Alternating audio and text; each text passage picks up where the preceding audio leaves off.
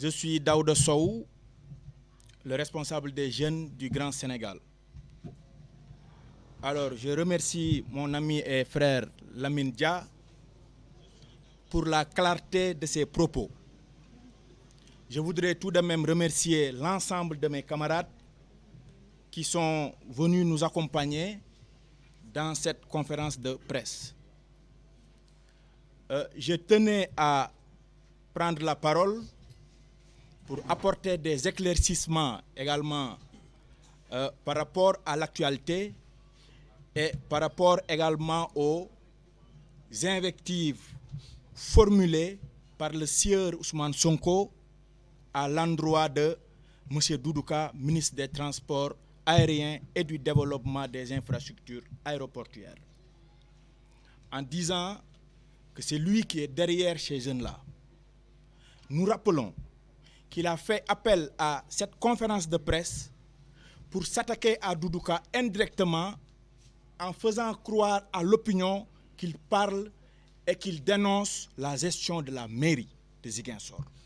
C'est pour donner du crédit à ses propos, pour attirer de l'attention des populations de Ziguinchor. Mais en réalité, son intention était de s'attaquer indirectement à son alter ego ici à Ziguinchor qu'ailleurs. Nous rappelons que ces étudiants, quand ils étaient en difficulté, ils ont pris la peine d'aller rencontrer toutes les autorités de la Casamance, en particularité celles de Ziguinchor. Ils sont partis voir Guy Marius Sagna, qui se dit être le député de Ziguinchor, qui se précipite à porter des combats au sein de l'hémicycle, mais qui a, en cette fois-ci, il a mis la question de ces étudiants-là dans l'oubliette.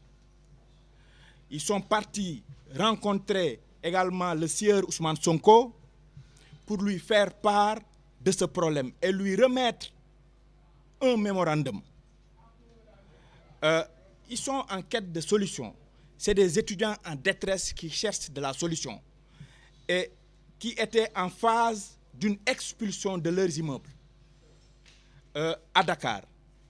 Mais comme ils l'ont fait avec ces deux, ils ont dit, mais tenons, il faut aller voir les autres. Ils sont partis voir M. Doudouka, poser le problème.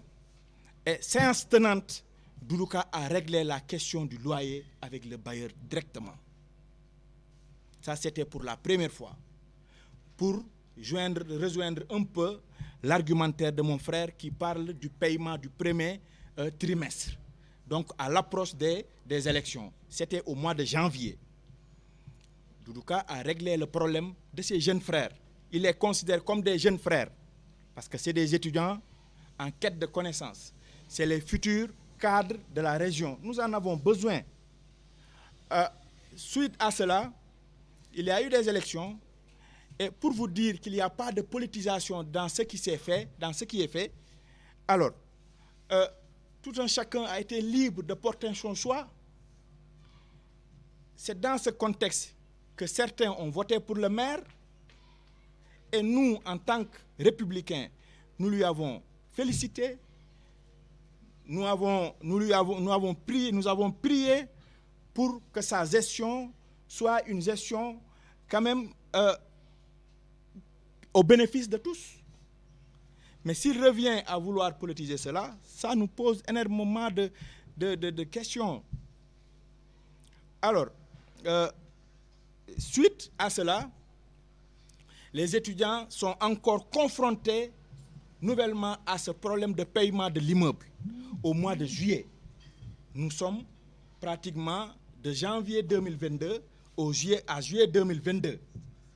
Le premier trimestre du mois de l'année 2022. Mais Doudouka, également, étant soucieux de l'avenir de ces jeunes, il les a également soutenus pour une deuxième fois.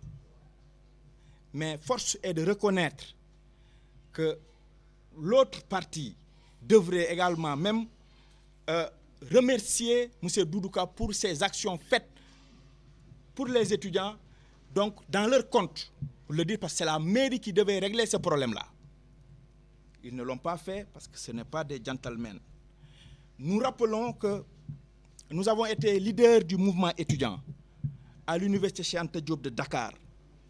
Nous avions combattu les réformes universitaires pour qu'aujourd'hui, nos jeunes frères étudiants soient dans de très bonnes conditions de réussite. Je rappelle ici que dans ma génération, j'ai été le seul à être arrêté par la division des investigations criminelles.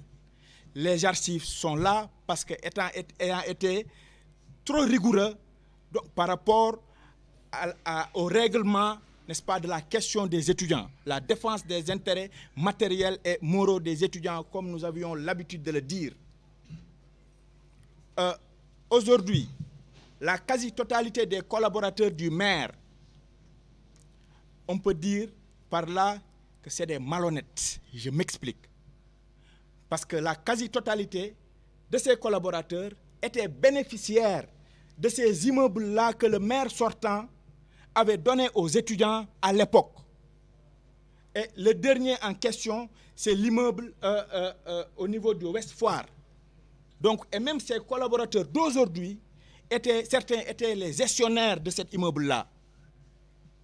L'histoire ne ment pas. Mais pour aider le maire, il devait lui expliquer justement ce que vivent les étudiants ressortissants de la Casamance, en particularité ceux de Ziguinchor à Dakar. Nous, on se battait dans le syndicalisme pour donner des chambres à nos frères étudiants. À l'époque, c'était nos adresses qui étaient données pour l'université. Et beaucoup d'étudiants qui sont avec lui, aujourd'hui, me vouent ce respect-là. Parce que, par moment, j'ai été en quelque sorte sauveur. Ceux qui venaient de Diamniadio, ceux qui venaient de Bargny, ceux qui venaient... Nous avons eu l'occasion de s'organiser à l'UCAD pour les soutenir. Alors, si on arrive à ce niveau-là, et que les gens veulent nous faire croire que les étudiants-là donc, sont là pour politiser cette affaire-là, ou bien il y a quelqu'un de politique qui est derrière ça, donc c'est archi faux. Et d'ailleurs, c'est lui-même le maire qui tente à politiser cette affaire. Il y a la fille de la vice-présidente de PASTEF qui a communiqué hier, donc de manière très maladroite. En le suivant, on sent que c'est une demoiselle qui est téléguidée. Et l'autre qui a communiqué également était en déphasage en dernière minute avec ses camarades étudiants. Ils ont décidé de rester à Dakar pour ne pas prendre part à ce combat légitime de ces jeunes frères qui sont là. La politisation commence par ici. Et Ousmane Sonko cherche à ce que ce contrat soit résilié pour que cette demoiselle-là aille chercher un autre immeuble à Dakar pour qu'ils puissent loger les étudiants de PASTEF. Et nous rappelons que dans cet immeuble-là, il y a tous les étudiants de toutes les partis politiques donc, qui existent ici à Ziguinchor. Alors, il ne faut pas diviser pour régner. La commune de Ziguinchor est connue par sa cohésion, par sa tranquillité, par une façon quand même d'interaction donc, que nous partageons tous. Alors, il décide de ne pas payer l'immeuble qui est à Dakar, mais il paye l'immeuble de Bambey et l'immeuble également de Saint-Louis. Mais c'est parce que là-bas, le coût est moins cher. Il veut jouer dans la tête des Ziguinchorois pour montrer quand même qu'il est aux côtés de ces jeunes-là. C'est moins cher, c'est moins de 150 000 ces immeubles-là. À Saint-Louis et à Bambey. Nous tous, on connaît le coût du loyer dans les différentes régions du Sénégal. Maintenant, lui, en tant que... S'il était gentleman, il devrait quand même avoir le courage, dans ses communications, de remercier M. Doudouka pour ses bonnes actions faites à l'endroit des populations de Ziguinchor. d'où lui-même il avait la responsabilité. Parce qu'on note l'intervention du ministre partout à Ziguinchor. Et il pouvait ne pas le faire parce qu'il n'a pas été élu maire. Mais son amour, la patrie qu'il ressente pour cette jeunesse de Ziguinchor, pour les populations de Ziguinchor. Donc lui, quand même, encourage à poser des actes allant dans ce sens-là. Et ainsi que les autres autorités qui sont dans le Benno Bokk Yakaar. Donc je pense que les dés sont jetés. Ils sont partis tabasser les jeunes. Et aujourd'hui, je vous le dis, c'est parce que Ousmane Sonko promeut la pensée unique. Et pourtant, ce jeune-là est parmi les leurs. Son oncle, qui habite ici à Alouar, cotise pour le PASTEF. Et c'est parce qu'ils sont en contradiction qu'ils sont partis donc l'affronter. C'est la violence. Et nous condamnons avec la dernière énergie.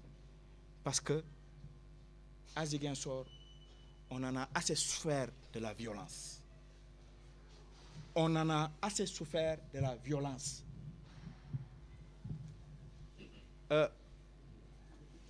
Il dit qu'il faut que ces jeunes attaquent ces jeunes-là parce qu'il y a la gendarmerie, il y a la police qui cherchent à ne pas intervenir par rapport à leur marche. Mais nous rappelons que lors des 48 heures de ces étudiants-là, il a passé la nuit à la gendarmerie pour la première fois. Il a passé la nuit, la deuxième nuit, il l'a passé au commissariat pour fuir des dérives. Et ça, à chaque communication, il lance des pics à notre force de sécurité nationale. Et pourtant, quand les choses se compliquent à son niveau, il aille se cacher derrière ces patriotes-là. On le dit, aujourd'hui, si nous étions animés de mauvaise foi, nous, la jeunesse de Benno Bokk Yakaar, ici à Ziguinchor, on allait lui déloger au niveau de la mairie de Ziguinchor, si on le veut. Ça, c'est clair. Mais c'est parce que nous sommes des républicains, alors qu'ils ne nous mènent pas dans cette directive de violence. Nous en avons souffert et nous n'en voulons plus. Et pour terminer, je remercie l'ensemble de mes camarades ici présents qui ont suspendu leurs activités pour prendre part à cette conférence de presse. Le combat continue. C'est une première conférence de presse suite à ces allégations et il y aura également une deuxième parce que c'est la continuité. Tant qu'ils n'arrêtent pas de lancer du discrédit, de lancer des pics et des invectives au niveau de nos leaders respectifs, nous allons riposter comme il se doit. Merci beaucoup, chers camarades.